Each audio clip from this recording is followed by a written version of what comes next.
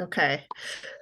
Well, thank you all for coming to the first Democratic Club meeting of the year. We have what, 60 something days until the March primary. So um, the next few programs you'll see coming out of us will really focus on some items on the ballot. I don't want to call them like down ballot items, but that are critical and important and will be on the ballot more at the local level.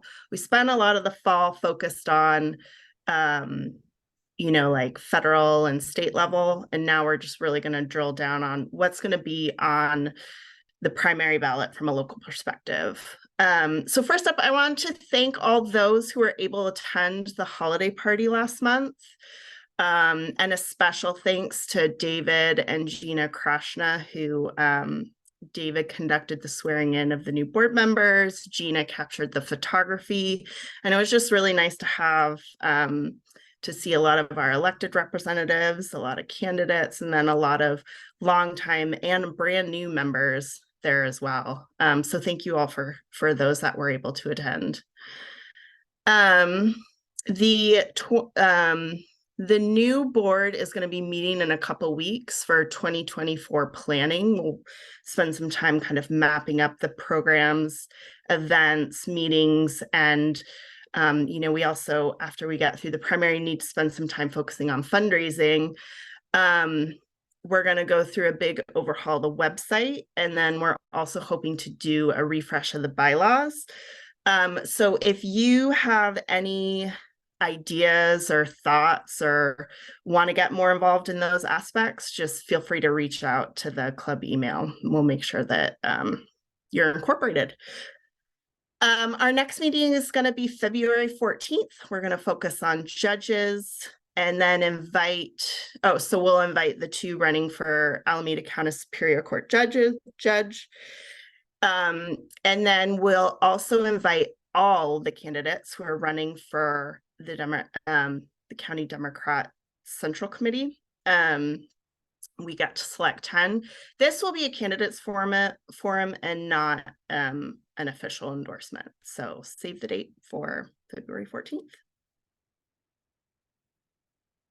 All right, any questions? All right. Well, we are very lucky to have some representatives for the Measure E AUSD funding campaign here. So with that said, I'm going to turn it over to Ryan Lalonde and Laura Gamble and Galen Parsons. Thank you guys again for coming. Yay. I'm going to go ahead and share my screen. Would you guys just confirm that it's working as expected? Cool. We put together a little deck to just walk everyone through what Measure E is and how it works and what the timing will be on that. So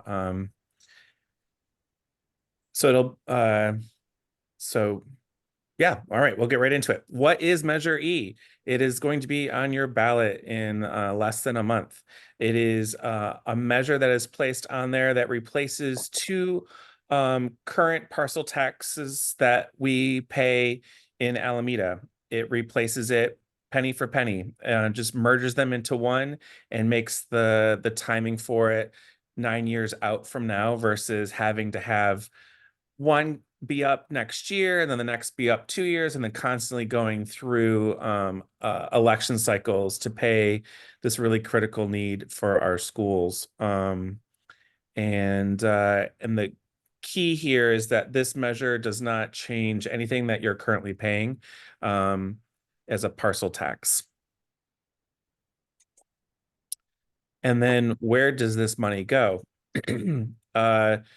Obviously, it goes towards, so parcel taxes go towards programs and people, meaning staff, teachers and paraprofessionals and staff.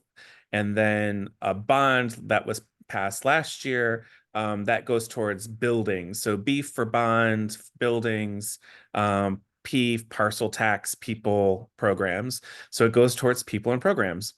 Currently, the two parcel taxes go towards reading, math, arts, and sciences, and particularly those teachers. The unsaid component here is that a large portion of our teacher salaries come from this parcel tax, 22%, I believe.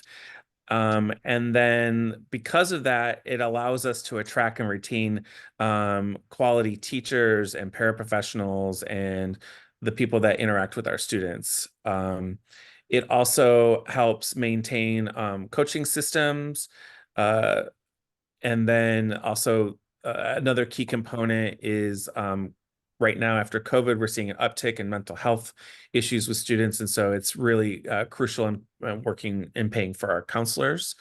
And then the idea is that when we have thriving schools, we have a thriving community. So that's that part. As I mentioned, when it comes to our formula, the funding formula from the state, our community gets a lot less than other communities, partly because of who our students are. The funding from the state goes in higher proportions to students who are considered what they call unduplicated, but it's really our English language learning students, it's our foster care students, and our free and reduced lunch students. And proportionally to other school districts, Alameda has a very low percentage of all of those. And so that means that when you see a school district like San Leandro, they get $24 million more than our district, even though they're closer to the makeup of our size wise.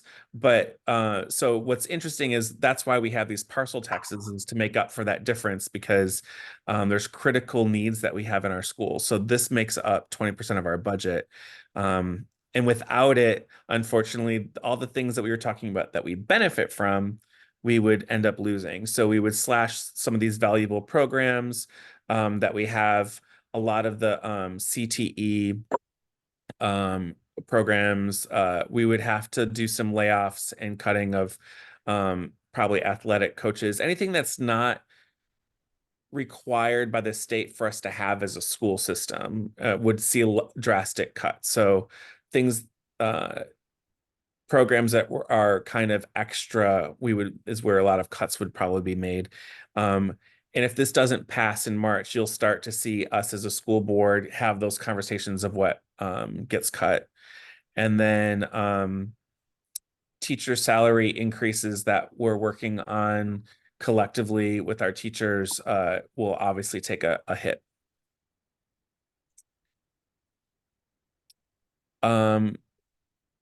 The really great thing about having this come before the community. So 1 second, Laura, did I pass over the part where Galen talks? Not yet. Okay, thank you. I couldn't remember where we put that in. I don't want to forget Galen. All right, so the great thing about putting this forward for a vote, which is required, is that it comes with a lot of oversight. The fiscal accountability for a measure is all about transparency. And in fact, last night's school board meeting, we had the audit done by an independent auditor of where the funds were going for our bond measure money. And so the same thing happens for our parcel tax money. But by law, every penny that we get goes and stays within our schools and is paid for things that are totally for our schools. So there's no outside. The state can't come in and take away this money. So when they're doing cuts like they are right now to programs, they can't cut what we're getting because the voters voted for this. And then there will be an independent oversight. I sat on the measure I oversight committee, but community members are voted in and appointed to oversee how we spend the money and making sure that we're doing exactly what we said we were going to do in the ballot. And then I have a little footnote in here that, time and time again, we have had these oversight committees and our audits have been clean and all in accordance with the state. Okay. Other things that are important for us to know, and this is the part. The first thing is that a parcel tax does not. There are exemptions for a parcel tax. So senior citizens and individuals with disabilities are eligible for an exemption from the cost of this tax. If And like I said, it's nothing new than what we're already paying. So if they're already exempt, they would fill out the paperwork to be exempt from this one, and it would hold true for the 8 years until it comes up for a renewal. Um, so nothing changes on that.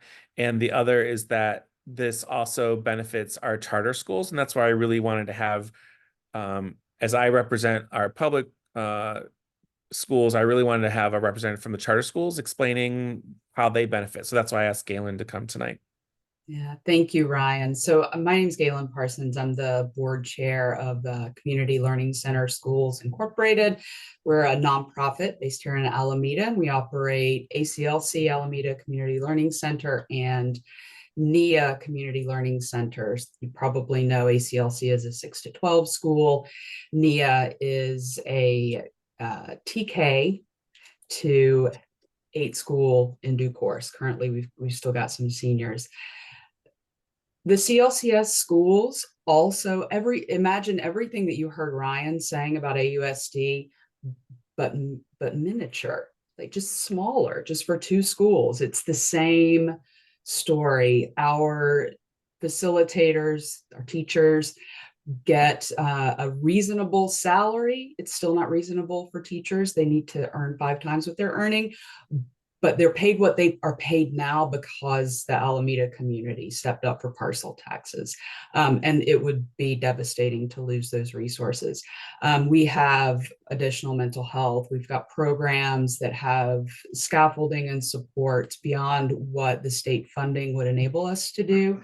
We believe that all of these are absolutely critical, and frankly, we'd like to do more, but I think we all understand the situation that we're in right now. And we know if we can hold this line and just extend these, we're going to be okay. And so the percentage of budget is a little less than AUSD. That's again just a matter of scale. But some of the sort of the future we don't want to see, all of those things would be the case. Again, we would, with our union partners, of course, have to renegotiate things like class size and salary, and that would be challenging. And so our hope is that we can get enough feet on the ground and turn enough people out that we win this thing, and we don't have to think about that future, and we can think about a much healthier, better future. So, and I'm absolutely open to answering any questions specifically around the charters here. And I know AOA has a similar situation. So. Yep. Yeah. And those would be the 3 schools, NIA, ACLC, and Academy of Alameda. Right. All right. We're good to move on. We just have a few more slides. We wanted to show where our support is. One that's missing is an endorsement that we just got yesterday or a Monday night from the Alameda Labor Council. But League of Women Voters, our Chamber of Commerce, our firefighters, and of course, all of our partners in education and PTAs have endorsed, as well as our partners in building trades. And then there's a host of elected officials and, of course, community members who have endorsed the measure. And we encourage folks to go to the website and to put in their endorsement. Let the community know that you are endorsing. And then there were some important upcoming dates that we wanted people to know about. The election for the final day to turn in your ballot is March 5th. It's just around the corner. It doesn't seem like it is, but it is. The last day for you to register to vote, if you're not a registered voter currently, is February 20th. The ballots for the March 5th deadline and election day come out on February 5th, a whole 4 weeks in advance. So that means this is one thing that I always tell people is when we're out canvassing and knocking on doors and talking to voters, we're going to people who have not turned in their ballots. So here's one way to be like, hey, I don't want people knocking on my doors repeatedly when I'm already supporting this. Get your ballot in early. So if you want to avoid us, because what happens is it comes into our system and it says, we can see because your name's attached to a ballot that you've turned in. We don't know how you vote. We're assuming that you're going to vote in favor, but if we have already made contact with you and you said you're yes, and we now see your ballots turned in, we're just going to assume that it was yes, and we're not going to be pestering you anymore. So it's one way to kind of cut down on not just us, but everybody else who's canvassing at this time on that ballot. And if you haven't registered to vote or want to check, I believe you can go to the registertovote.ca.gov and you can check your status there as well. And then I mentioned this earlier, but we really want folks to participate, as Galen stated, that the way that things get passed in Alameda is talking to people and knocking on doors. And I know that some people hate it when they have to have that interaction, but for us, it's the best way to connect and talk to real people who are not everybody has a student in school. Not everybody has been in Alameda for a long time and knows how we turn out. So it's important that we talk with folks. So if you go to the website, you can sign up to volunteer. You can also sign up to get a yard sign. I know how much we love our yard signs. And then you can get more information. There's some FAQs, but we'll also answer questions that your membership has.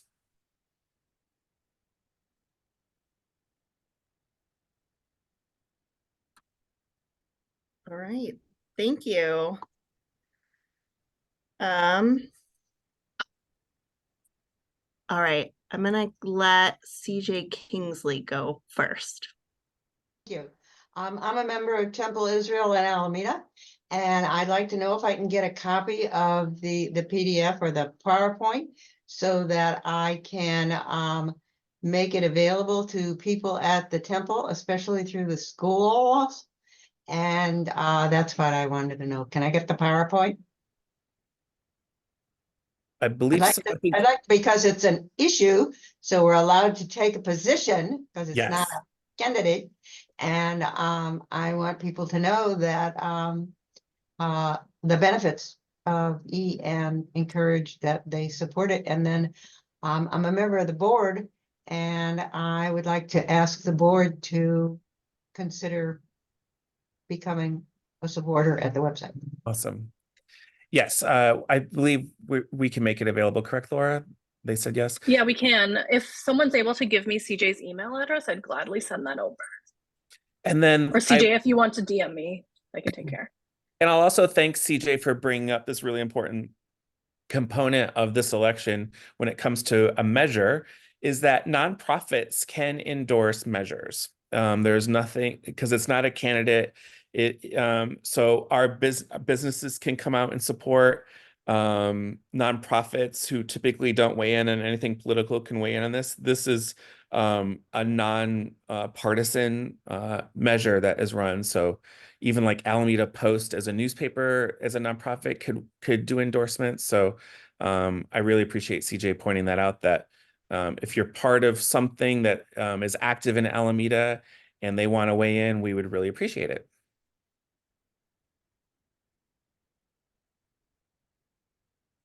Thank you. Yes, and I just wanted to confirm that, yes, we are planning to circulate the PowerPoint to the membership after this meeting. I have a couple questions. So you mentioned it was two measures are being combined. I'm a new AUSD parent, so which two measures are those? Congratulations. Thank you. That means one's out of the house for some period of time, and you get to start this process. It is Measure B1 that was voted in 2016, and Measure A, which was voted in 2020. Measure B1 is expiring first, I believe, at the end of this coming year, and then Measure A would be expiring within a year after that. So instead of just renewing, like I said, the B1 and then 2 years later having to renew another one and going through, I mean, it takes a lot of money to run this informational campaign that the community puts together. And why, in my opinion, why keep asking for resources and money from our community to run these when we could combine them into one lump and then just run that every for longer periods of time. And then it's less costly and we're not having to take money away from community organizations that we really need at this time, but they could go towards other programs. Mhm. Makes sense. Do the charter schools have the same oversight? Yes, in short, yes. Okay. Yeah, we're subject to the Brown Act. All of our meetings are open. The resources that come into AUSD from these parcel taxes are subject to the same oversight as the other resources through the same committees. And in fact, you'll notice in the ballot language, there is a requirement that we spend 70% of the resources that we receive on teacher salaries, which is no problem. Very easy to do. Thank you. Anyone else have any questions? Well, for objectivity's sake, the last question I'm going to ask is reading through the ballot application, it appears some of the opposition talks about how if we waited, there might be an opportunity to get more tax paid for by larger property owners and corporations. Is that a valid claim? And kind of what's the response to it? Yeah. The opposition, I mean, people are always in opposition to taxes, even if they're currently paying them. There are going to be people who just don't want to pay what they're currently paying, right? So that'll always be an opposition, and there's nothing I can say to against someone who doesn't want to be paying a tax. That's just one of the things. But part of the rebuttal within the ballot was how our parcel tax is structured. And as you know, our 2020 parcel tax, the Measure A, we faced legal opposition for the same exact reason. And the courts just validated the 2020 parcel tax Measure A that Beth Aney worked on and all those individuals in our community to say that the tax structure of how it's where we have a cap on how much someone can pay was legal. And that was fundamentally the issue that the community was having in opposition. They'll couch it, and in fact, I've already heard like they'll be like Target's not paying as much as I am for my property. But there's two things to that. It's like that's cherry picking one. So let me explain first a cap. So we have a cap on up to a certain amount of square footage. So I believe it's 15,999 square feet is the square footage total that it's capped at. And that because that's the combination. So the idea is that if you have a certain amount of square footage in your lot, this parcel tax you're paying per square footage. But for larger lots, you get a cap of that that dollar amount. And the rationale behind that is that, a lot of those larger lot sizes are abandoned lots. I know that we have a lot of abandoned spaces. We have local small businesses that run maritime activities or land rental properties with lots of our families living on them. And so a cap was put into place. And that's what voters put through. The court has stated that it's legal, and they're going to pick out one example like Target and say Target's not paying its fair share compared to others. But ideally, like if you look at what Target owns as a corporation over there, it's mostly parking lot. And so are they paying a tax for a parking lot, or are they paying for their storefront? And so you could argue like what is fair, what isn't fair, but the courts have weighed in on this, and we spent a lot of money to have the courts weigh in on this needlessly, hundreds of thousands of dollars that could have been going towards our schools to get our court ruling, and it's settled law. It is precedent, it is done, and it's behind us. Great. Thank you for explaining that. So we all know what to say when we get questions. Sure. And I believe there's also in the FAQs that questions in there too. I probably went off script from what's in the FAQs, but I'm always going to be a little real about like, as a school board member, I voted for this, and this was part of the thought process of, the whole idea of waiting till November. Let me tell you the hard part that will happen if that were to happen. So the idea is vote no against it now, because we know they're just going to bring it back in November, and they're going to come up with a new structure so that it will pass. What happens if we don't do it in March is we do our budgets for 3 years out. We have to decide on cuts come before June, because that's when our budget is due, and it's a 3-year budget. So we will have to make $12 million in cuts, because that's right now that is the parcel tax that is sunsetting. So there's 12 million that comes from one, and then 12 million from the other. And so we'd have to make $12 million worth of cuts. And everybody's like, oh, that's easy, just cut at the administrative level. We're a pretty lean administrative office, and those cuts have to, like, it's not a one-time 12 million cut. This is 12 million every year that we have to make up. And then once the other parcel tax sunsets, it's then 24 million that we have to make up. And so it is a devastating thing that we'd have to start doing the process of, and putting staff time behind figuring out what we're cutting and doing. We would then have to decide as a board if we're going to run a parcel tax again in November. There's a lot of clutter in November that I don't know if I would want to be a part of. And then a third part of that is, we fundraise, or the community campaign fundraises for this to get money in order to buy yard signs, print materials, work on language, organize all this canvassing. We would have to fundraise that money all over again for another campaign needlessly, when we're pretty much you're going to get the same thing. We're not going to probably put forward a different parcel tax when everything that we're putting forward is legal, and the courts have said so. So there's no reason to switch horses midstream, no matter how much they want. Got it. My Thank you. problem. My problem. Hello? Yeah. Yeah, we can hear you.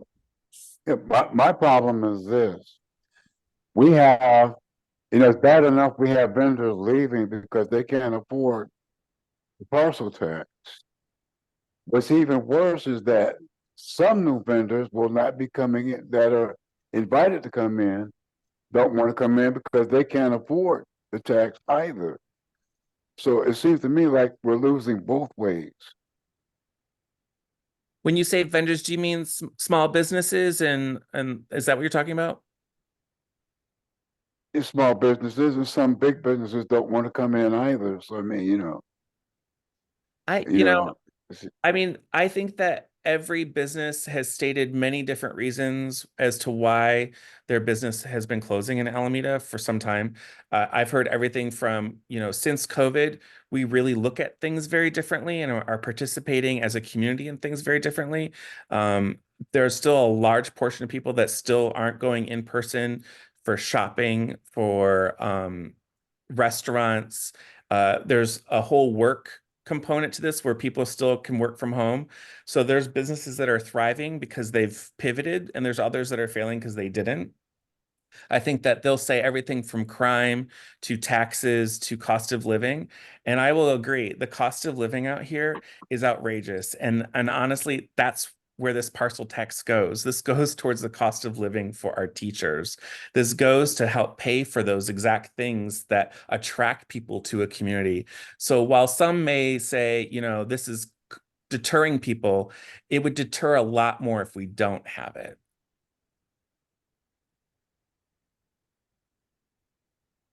I had a question.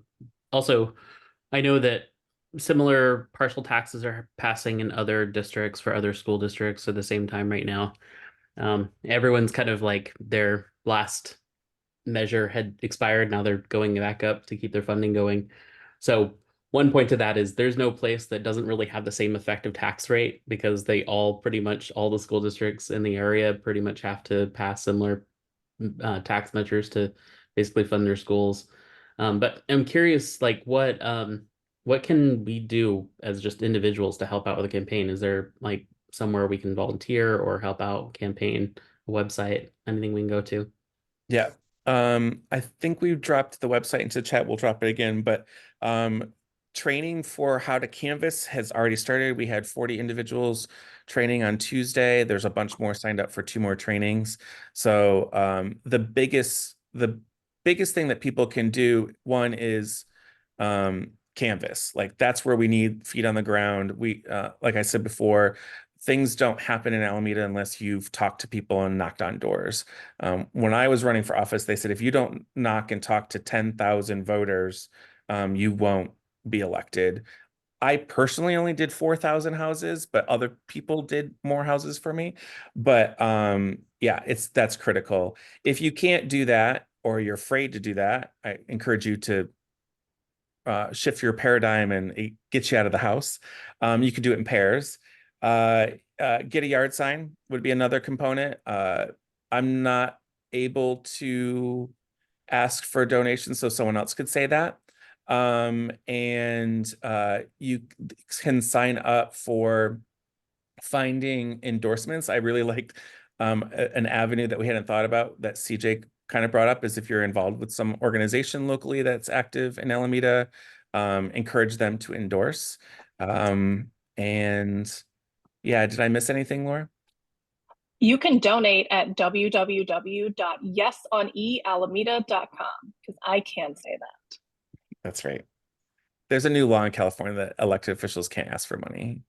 And just for some transparency, I added some upcoming volunteer training dates in the chat and added the website again in case anyone wants to get more information there.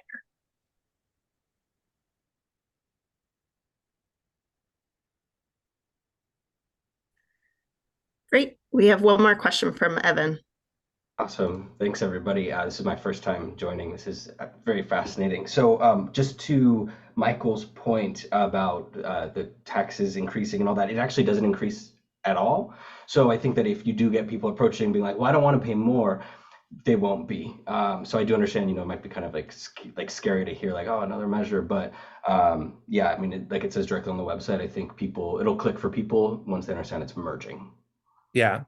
Yeah, there's not an increase at all. And I'll be really frank, like I feel like we do need more, right? Like I would like to ask for more taxes, but I also know the obstacles that we're facing living where we live right now, and that to ask for more, just I didn't think would. I think collectively we all understood that just wouldn't fly, and so just to keep this lifeline moving forward. This doesn't increase over time either. Like this is a set number for until it's renewed 8 years from now, 8-9 years from now. So yeah, there's no cost of inflation rise for us. There's no fluctuation in interest rates or anything. It is the same for a while. And I think it's also very stabilizing and calming it, particularly even for a small business moving in, that they don't have to worry about us running another one in 2 years or that kind of component to it. And then obviously the last measure that we did was a bond, which is completely different than a parcel tax. And that one was a new, and, and we barely got the super majority on that. So I think we had to realize like, the people have been generous in 2016 and 2020. let's just take that collective generosity, merge it into one, and push it forward.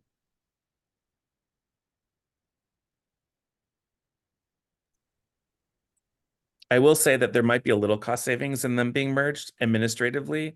Like when things are prepared, you have to do them as two different parcel taxes and preparing them. It does help consolidating that into one. So I always like to throw that in. It's minuscule, but there is a little bit of cost savings. DJ, did you have another question? I do. If it passes, when does it take effect to save these administrative dollars?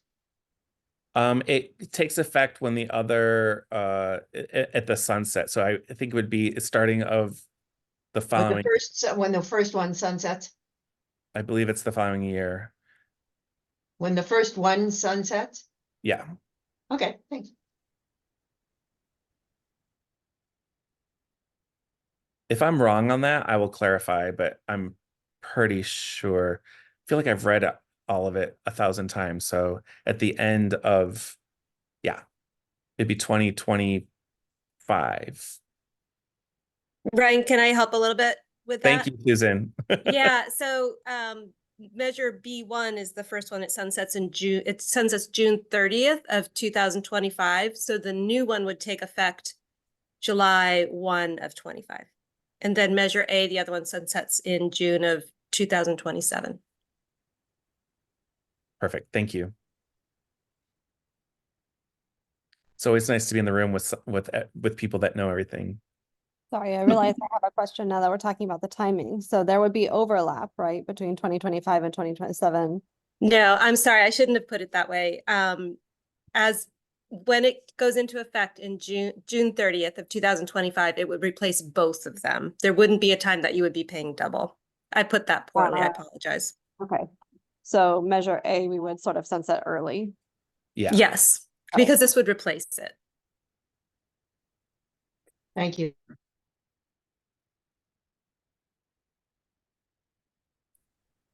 Great. Are there any more questions or anyone else have any commentary?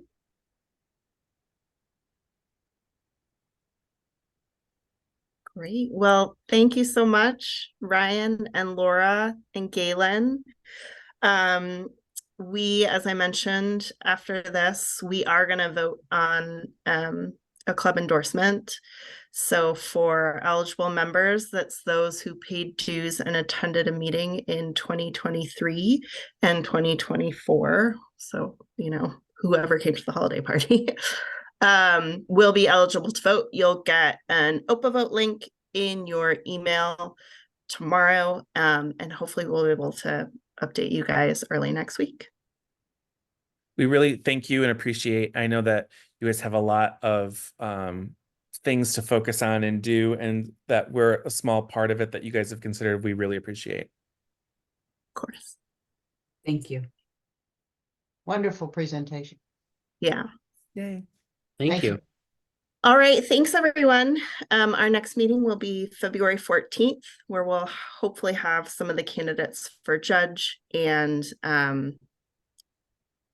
central committee delegates. Yay. Is that also going to be via Zoom, or is that like in person, or how does that? Gage for choice. We will, for accessibility for the candidates, we will probably host that one via Zoom. But then I promise March we'll host an in-person so that we can celebrate the victories from the primary. Yeah, we have a lot of work this year as a Dem Club. This is an election year, so this is going to be busy. Thank you. Good night. All right. Thank you all. Good night. Good to see everyone. Bye. Thanks, Zach. Yeah, I'll post the video on YouTube here when the video's done. Okay, cool. And can you, no rush, email me and Wyeth the Get record. Yeah. Yeah. Thank you. All right. Bye. See you.